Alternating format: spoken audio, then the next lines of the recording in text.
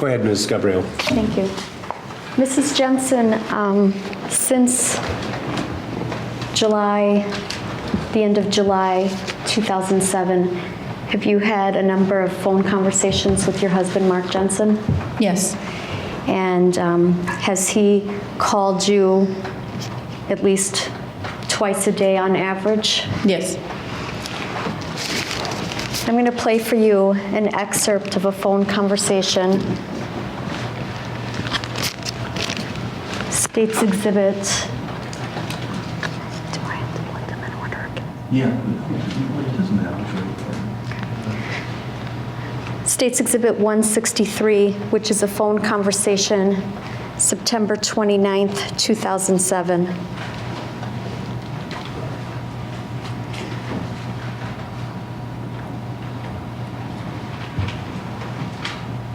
A lot of work yet this week to get it all yanked together. Other question is what he should be getting out of you when he questions you. Dave's going to put you up there and have you read the email, so that's the opportunity to have, what we want to do with it. Okay. So I guess in terms of homework, you've got to come up with some answers. I'm going to do the same thing, maybe it'd be worthwhile. Think about it, we get a pair of notes, but I'll give it to him.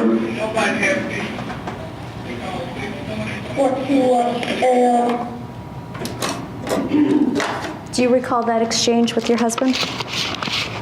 Yeah, barely.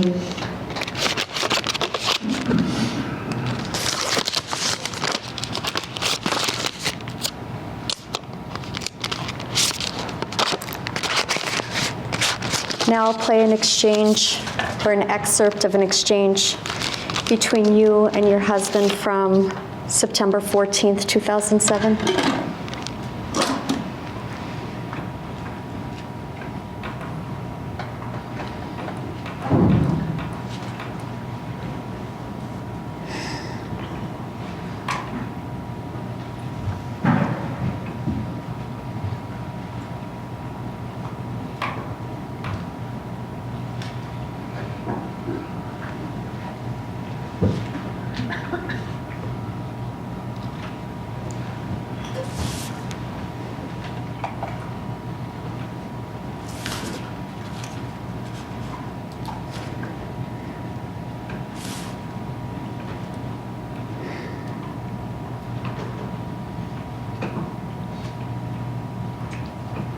I don't think that note that they had you read off of,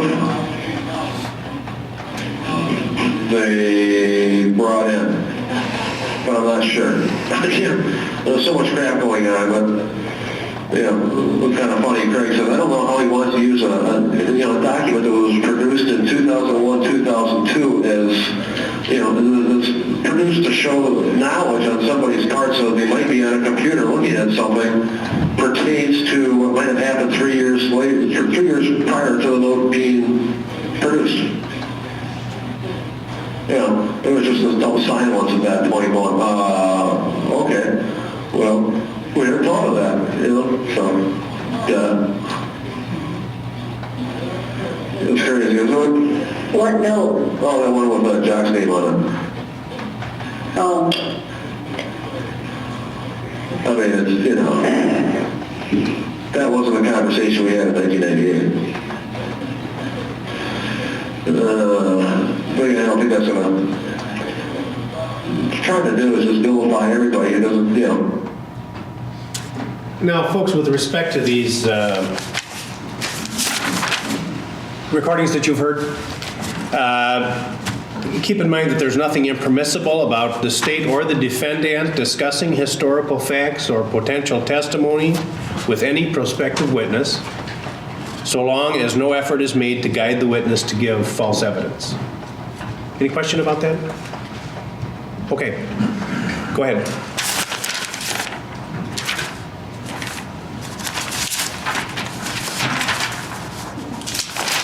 State has no further questions.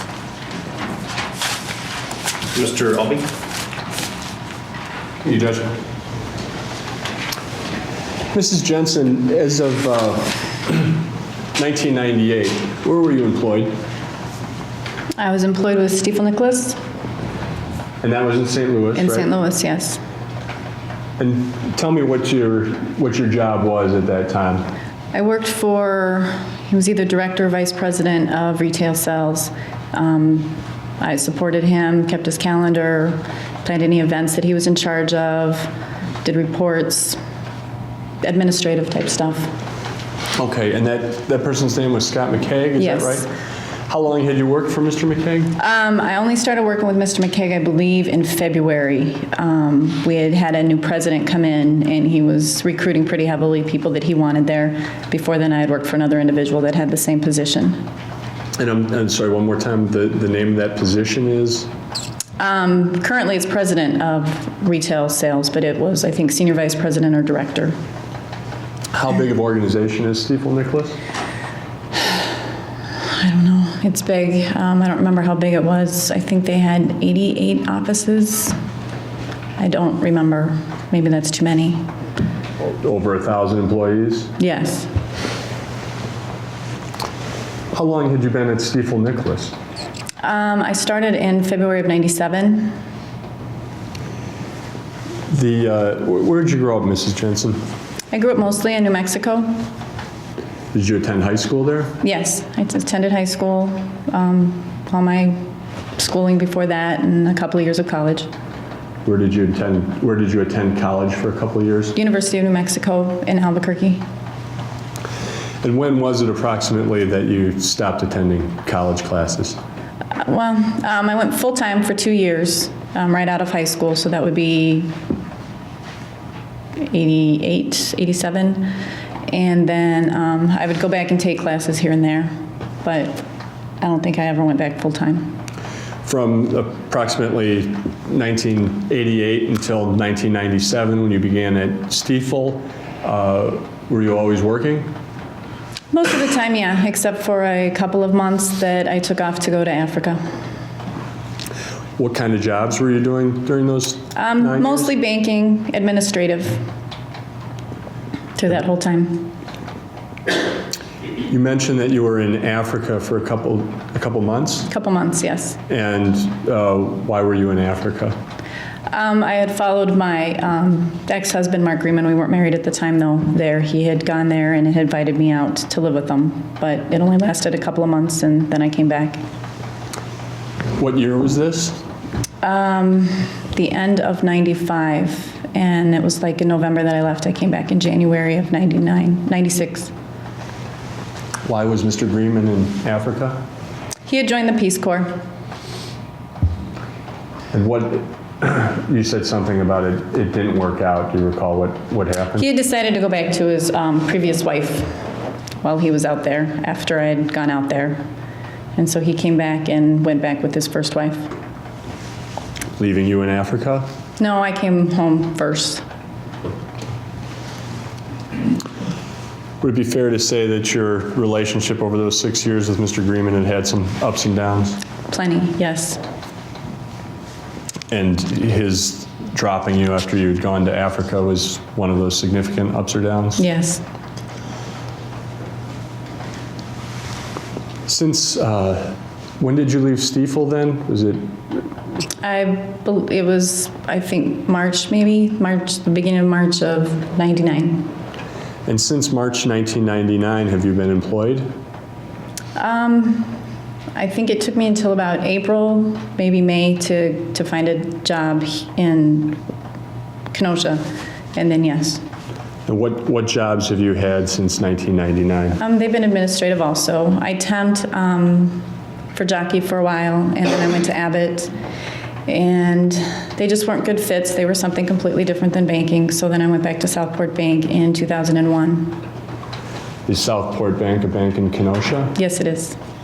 Are you currently working? Yes, I am, Where do you work? at Southport Bank. And what are you currently doing for Southport Bank? I am a commercial banking administrative assistant. And what are your duties involved?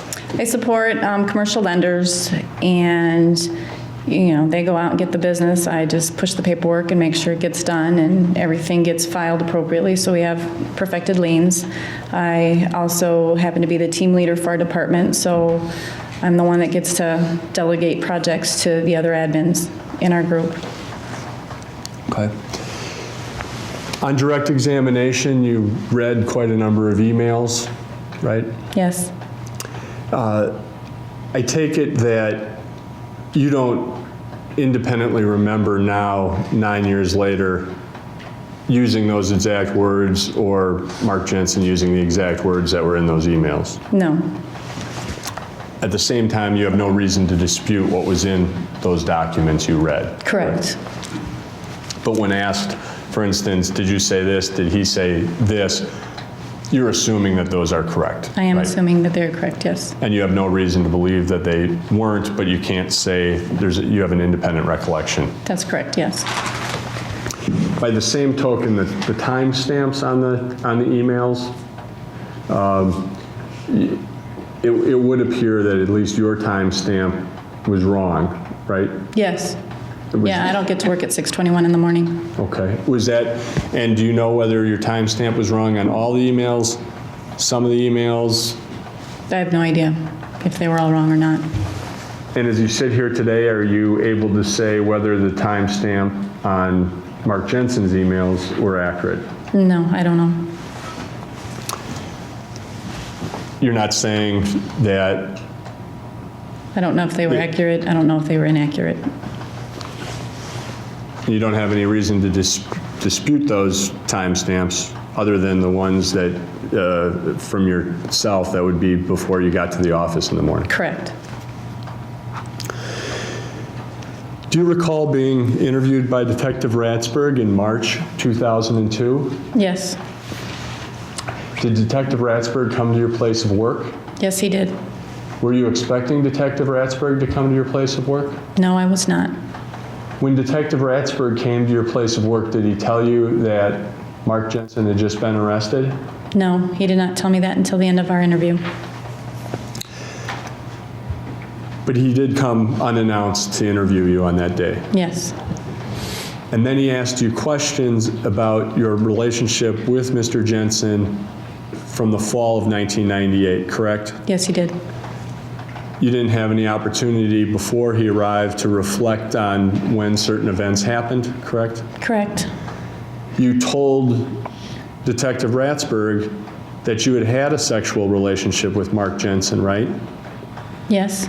You told Detective Ratsberg that you had had a sexual relationship with Mark Jensen that existed while his wife was still alive, right? Yes. You told Detective Ratsberg that you had had an affair with Mark Jensen while his wife was alive, right? Yes.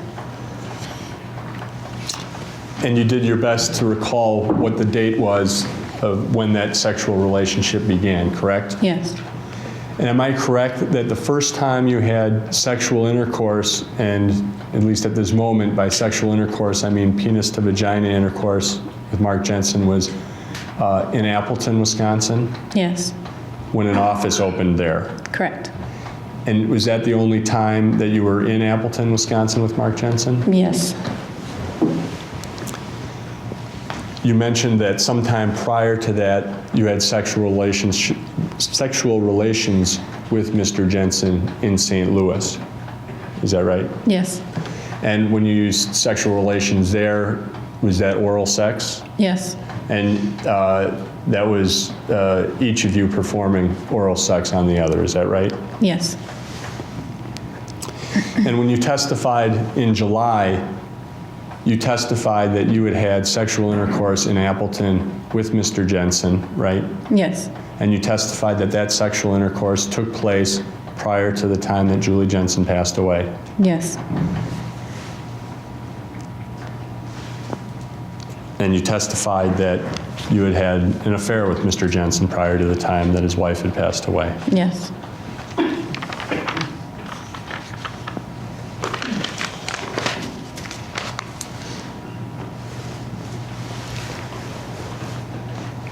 As to your ex-husband, Mark Grieman, you ended up being married from approximately mid-September until approximately mid-September of 1998 until approximately March of 1999. Is that right? Yes. March was when the marriage was ended, I guess. Yes. And the divorce was final. that relationship with Mr. Greenman had had some problems prior to the time you'd ever met Mr. Jensen? Yes. Given those problems, and why did you marry Mr. Greenman? I don't know. We had just been on and off for so long that maybe I just believed that getting married would be the answer. I think I was just naive and foolish at the time. You believe that marriage might help fix some of the problems that existed in the relationship? I guess that I might have been thinking that, yes. And that took place even though you had begun having some sort of relationship with Mr. Jensen at the time? Yes.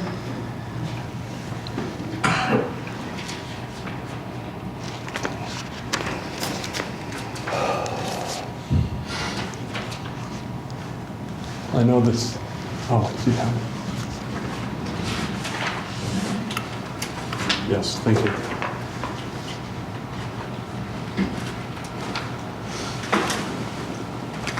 Mrs. Jensen, do you recall being asked some questions about,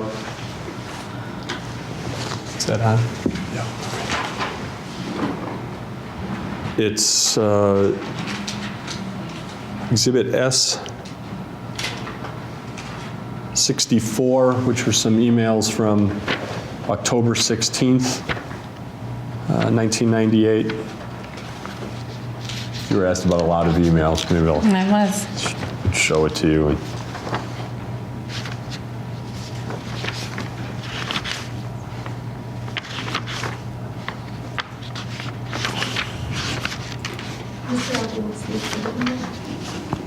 '64, it looks like, but I'm not sure this is the same one.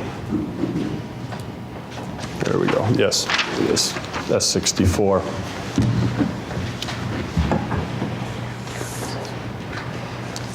And Mrs. Jensen, I invite your attention to the email from Mark Jensen to you on October 16th at 1:21 p.m., where he says, "Our deadlines and agreements necessary, not trying to pin anything down, and I got my ticket punched, had that conversation, heard the answers.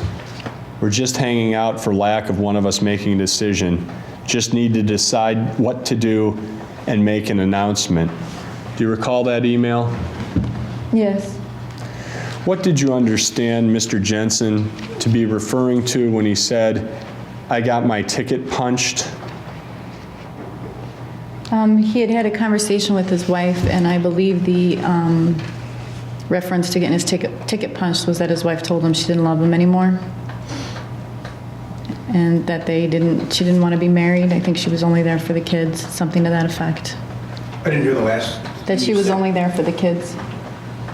And didn't want to be married? Yeah. And you say had that conversation, is that the conversation that you were just speaking of? Yes. And when he says heard the answers, is he referring to the answers you were just talking about where his wife told him that she wasn't particularly interested in their marriage? Yes. And then it says, "We're just hanging out for lack of one of us making a decision." Do you know what decision he would have been referring to? Probably to decide whether to divorce or counseling or who knows.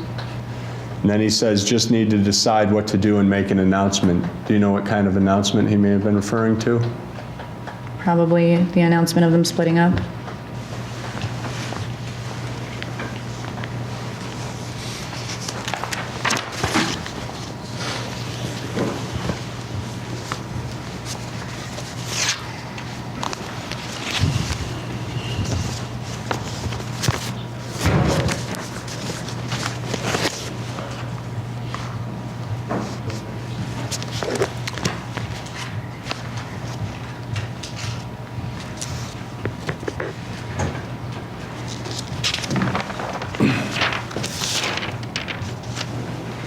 Mrs. Jensen, you heard some tapes that were just played in this courtroom?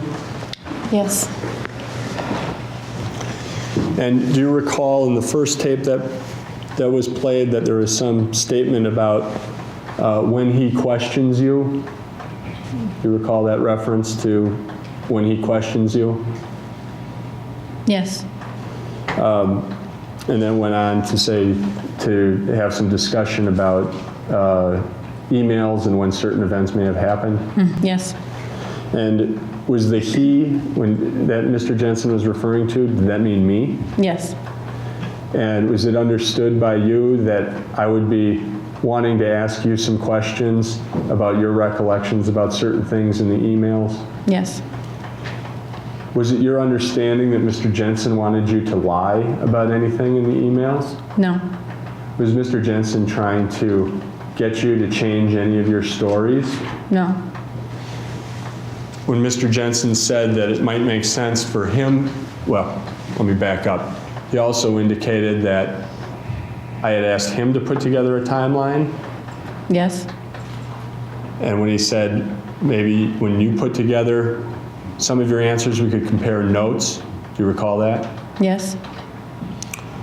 And was it your understanding that he wanted you to compare notes so that you guys could make up a lie? No.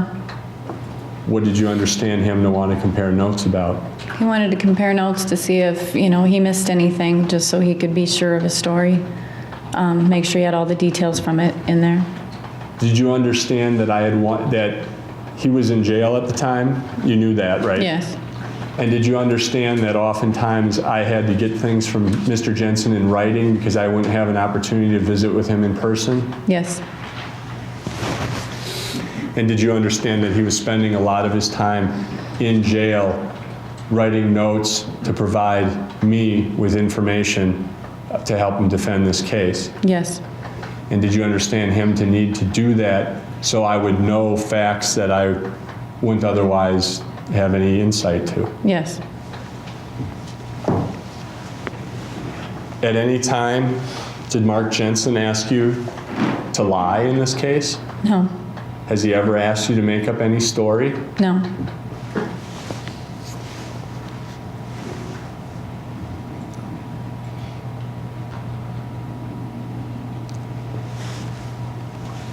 Then on the second tape that was played, Constable, do you remember the exhibit number? I gave it to him.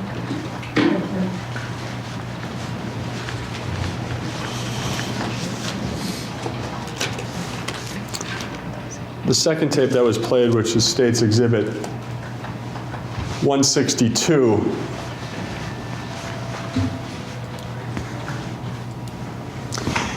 and in that tape, there was a discussion about a note. Do you recall that? Only from hearing it just now.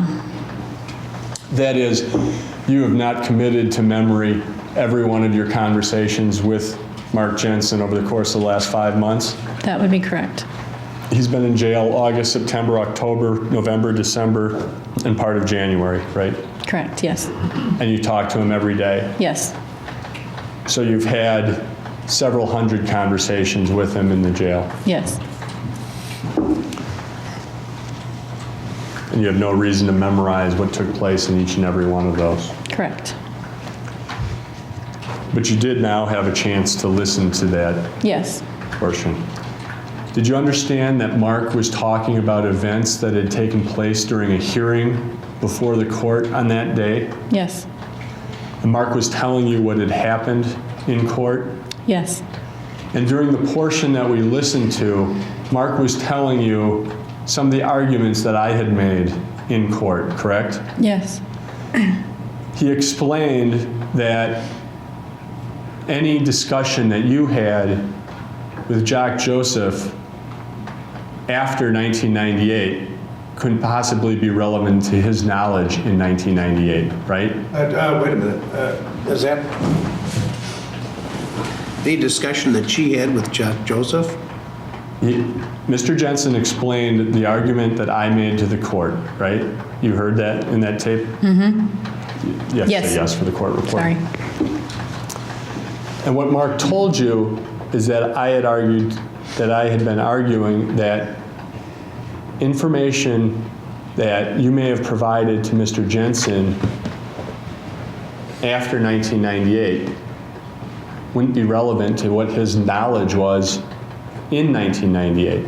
Objection, Your Honor. It's irrelevant what this witness's perception of that statement is. The jury just heard it themselves, and they can draw their own inferences, and they don't need this witness to explain it. I'm sorry, could you repeat the question? You understood, let me back up and do it a little bit different way. At some point, you had a conversation with your husband about a past encounter with Mr. Joseph, right? Yes. Did that conversation happen after 1998 or in 1998? After 1998.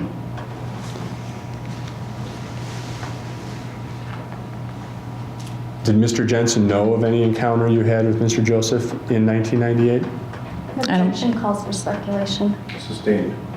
Did you ever tell Mr. Jensen about any encounter that you had with Mr. Joseph in 1998? Not that I can remember, no. Are you aware of anyone else telling him about any encounter in 1998? No. What is your best recollection as to when you may have had any such conversation about Mr. Joseph with Mr. Jensen?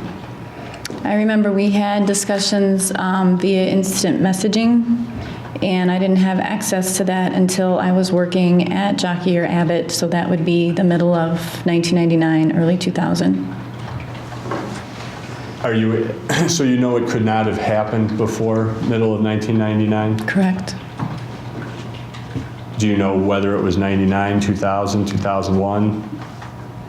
Well, I know I just had access to the instant messaging while I was working at those two places, and that was from April, May of 1999 through September of 2000. So the best you can do is that it was sometime during that time period. Correct. And when we listened to this CD, did you understand that I was arguing that conversations that took place after 1998 would not be relevant to what Mr. Jensen's knowledge was in 1998? Yes. And Mark was relating to you what had happened in court regarding those arguments that day, right? Yes. And he was also telling you during this conversation how the court had handled various other matters before it that day, correct? Yes.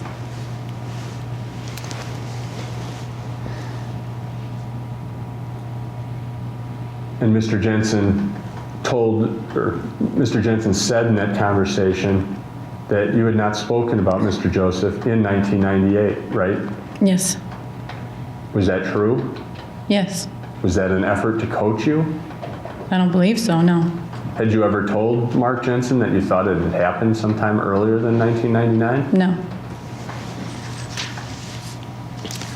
Was it your understanding that he was just telling you what had happened in court? Yes. During your conversations with Mark Jensen over the past several months, is it fair to say he spends a lot of time on the phone talking about his case? Yes. He spends a lot of time telling you about the work he's doing on the case? Yes. He spends a lot of time telling you all the reasons he's innocent, right? Yes. Do you take any of those statements as being coaching? No. Has Mark been talking for years about the reasons he's innocent? Yes.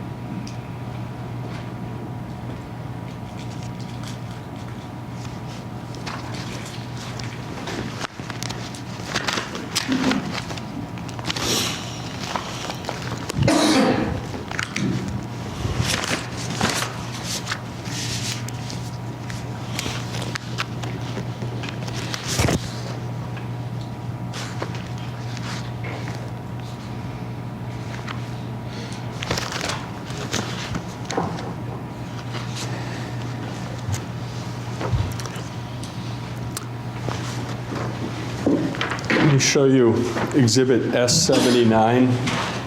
Mrs. Jensen.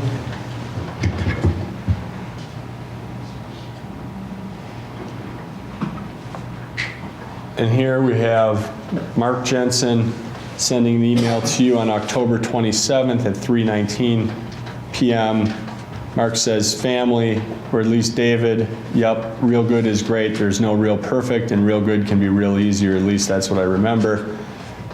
Your response to him at 3:23, have you talked to her about it yet, or are you just going to bang her over the head, drag her out to the car, and tell her she's going to have a good time? Remember the caveman days. Did you understand that Mark Jensen wanted to take his wife and his children to Door County for the weekend? Yes.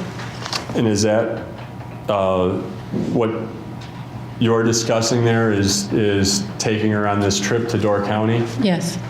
And did he tell you that he believed his wife was not interested in going to Door County, Yes. but that he thought it would be a good idea for the family to go to Door County? Correct. And that he was prepared to insist that she accompany him, right? Yes. And I take it that your banger over the head comments were just something of a joke on your part? Yes.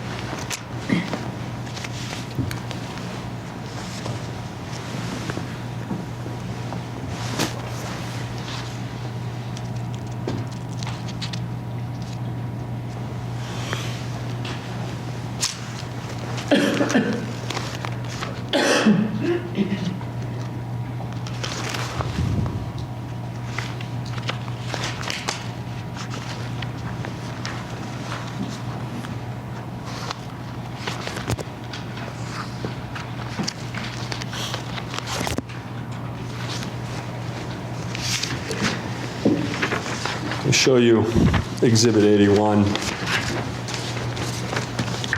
This is Jensen.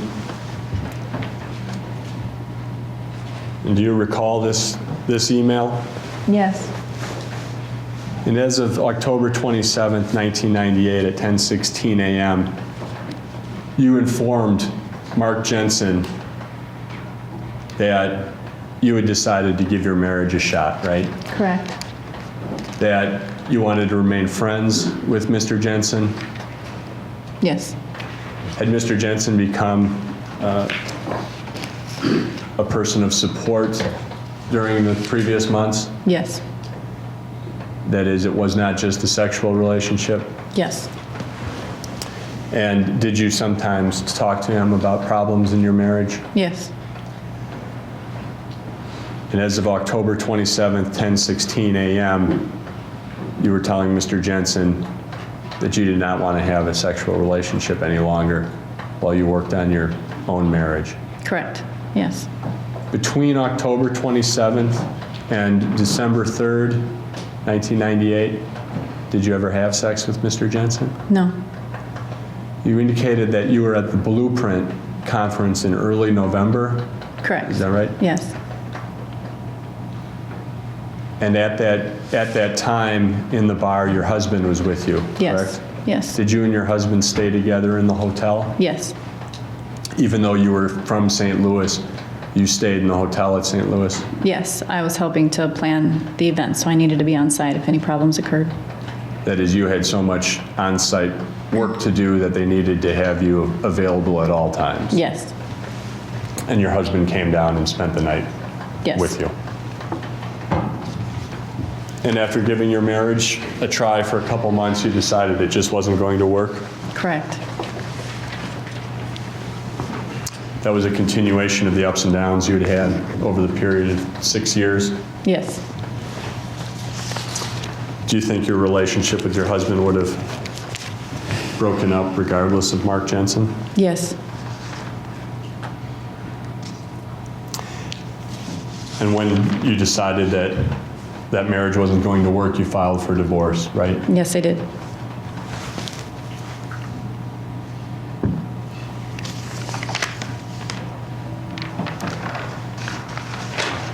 Mrs. Jensen, well, and back to that email for just one moment. Mark Jensen told you that he'd respect your wishes, Yes.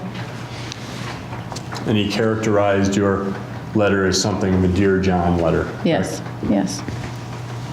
during October, November, and the beginning of December 1998. Did you have any permanent plans with Mark Jensen? No. When you were talking about things like a cruise, did you ever have any permanent plans to go on a cruise? No.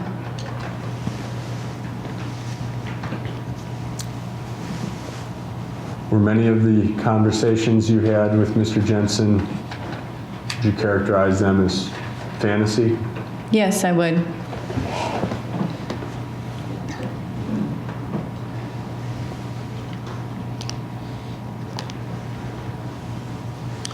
You were never at Mr. Jensen's home in December of 1998? No, I was not. Was Mr. Jensen ever in St. Louis in December 1998? Not to my knowledge, no.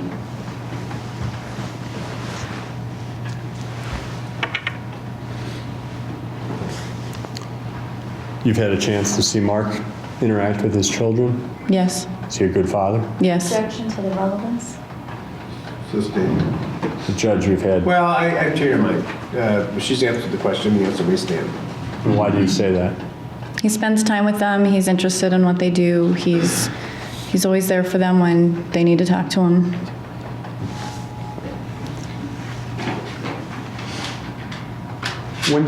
When did you marry Mr. Jensen? May of 2004. This was 2 years after he had been charged. Yes. Did Mark Jensen ever discuss with you any time prior to December 3rd, 1998, harming his wife? No, he never did. If he had, I would have run as far away from him as possible. I take it then that he never talked about killing his wife? No. At any time since December 3rd, 1998? No. Has Mark Jensen ever said anything to suggest that he caused harm to Julie Jensen? No, never.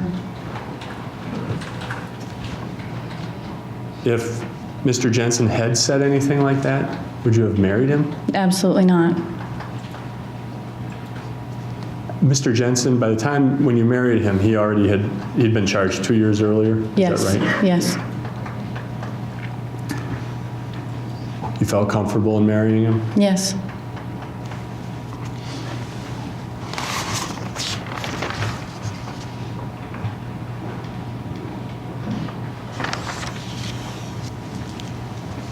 Thank you, Mrs. Jensen. Any redirect, excuse me? There won't be an extensive reading.